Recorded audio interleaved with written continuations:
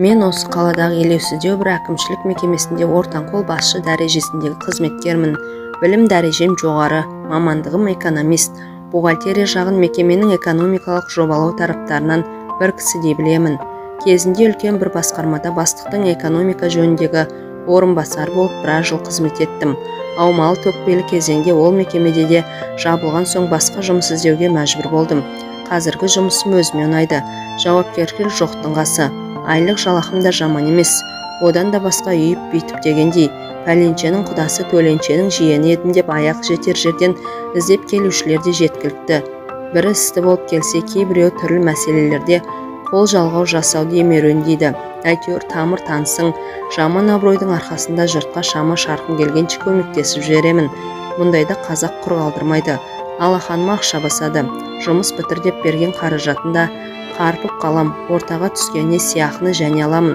Қазағым жұмысы біткеніне мәз. Мен есебін тауып, екі асағаныма мәзбін. Сөйткен тірлік бар. Қатын 2-3 қара домалақ ұл қызы бар.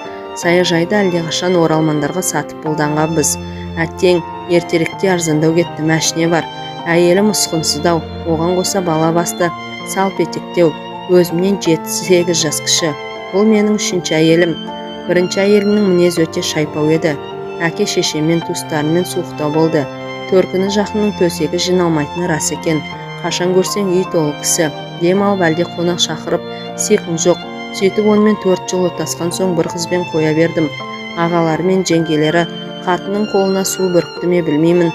Айырылысуға келісім бермей біраз әлектеді. Бірақ өз жолын тапты. Оның өзі бір хикая. Ал екінші әйел мықты бір дөкейдің байдан қайтқан қыз еді. Өз көйлегімізді өзім жуып киіп, өз тамағымды да өзім пісіріп ішіп, онымен тұрған 1-2 жылдың ішінде тіпті жүнжіп кеттім. Табысым да жаман емес, бірақ ол антұрғанның төркіндеу таусылмайтын болды. Қайнатам мен обалына не керек? Мені керемет жұмысқа орналастырып қойды. Ерте кетем, кеш келем, іс сапарым да көп. Бір күні Атыраудан 2 күн ертерек қайттым. Түн жарымында өз кілтімен пәтерімді ашып ішке кірсем, менің орнында бір сылыңғыр қара жігіт тырдай жалаңаш халде әйелімді құшақтап ұйықтап жатыр. Қапелімде аңырайып тұрдым да тез есімді жиып ала қойдым. Бірінші қатыннан жеген опығым бар. Дыбысымды шығармай еркектің киімдерінің қалталарын жақсылап қарап, құжаттарын, ақшаларын сыпырып алдым да цифрлы фотоаппаратты қолыма алып, шамды жағып келіп жібердім. Ұйқылы ояу әберлерін қолдарымен әрең қалқалаған әлгілерді шытырлатып суретке түсірдім. Содан соң әй шайға қаратпай самобадан рәзірадым бар. Жалаңаш қалпында подъезге аттандырдым да әйелімді шкөлікпен мәшинеге мінгізіп, әкесінің дарбазасының алдына тастап кеттім. Сотқа арызды өзім жаздым. Бұлтартпайтын фотобейнелер соттың да дөке атамның даусын аштырмады. Әлгі жігіттің де төлік жасын сотқа табыстадым. Сөйтіп айналдырған 1-2 айдың ішінде дәкең тағы да бойдақ болып шыға келді. Бірақ қайынатам бұрынғы табысты қызметінен есебін тауып тайдырды. Арада көп уақыт өтпей, оның өзінде аяқ аспаннан келді. Парамен ұсталыпты. Менің қадірімді білмеген қызы осы қаланың және бір жігітіне күйеуге шығып еді. Үйренген әдет қала ма? Және жұмысқа жүрісі әшкерленіп, алдыңғы таз кебін қайта киіпті. Қазір мейрамханалар мен кафелерді төңіректейді деп естідім. Шоқ бәріңе де сол керек деп мен жүрмін. Шыны солай ғой, менің тіпті жазығым жоқ. Енді аузы күйген ұрып ішеді дегендей үйлену мәселесін шетке сырып қойып жүредім. Бірақ жалғыздық бір Құдайға ғана жарасыпты деп бекерге айтпайды ғой. Берекем кетіп сиқым қашты. Жасым да 30-дан өтіңкіреп бара жатыр. Солай ойланқырап жүргенде осы бір күнгі әйелмен бір тойға барғанда таныстым. Отырыңқырап қалған қыз екен. Тойдан кейін де 1-2 рет көрген соң ыңғайыма көнетінін сездім. Сөйтіп бірде оңашада отырғанда жай күйімді жайып салып, сөз салып едім.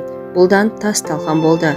Мені әлі есік көрмеген қызбын деп, шырағым-ау, әй, мен оның сарымайдай сақталып тұрғанда не шаруам бар? Маған тек қатын керек, көрдік қой ондайлардың талайын. Болса болар, содан арамыз суып кетіп еді. Бір күн Сапар деген досымның келіншегі босанып шілдехана жасалды. Сол жерде әлгі менің есік көрмегенім де әке шешесімен бірге келмесі бар ма? Танымаған кісі құсап сырт айналдым. Шынар досымның әйелі көзін қысып мені оңашалады да бұлардың өздерінің нағашы жұрт болып келетінін айтып, мен жөнінде біреулердің білгісі келіп іңкәр болып отырған жұқалап жеткізді. Әкесі анау деп сыртынан нұсқады. Содан той біткен соң қонақтарды апарып сала қойшы деп Сапар қиылды. Кемпір шалды бой жеткенмен қоса мәшинеге салып Жігіттің қыз ауылына қарай тартты да етті. Қыздың әкесі дұрыс кісі екен. Жол жөнекей өзі туралы біраз әңгіменің басын қайырып тастады. Үйіне барған соң да есіктен құр ауыз жібермей шайға шақырды. Сармайдай сақталғаным сызылып отырып шай құйды.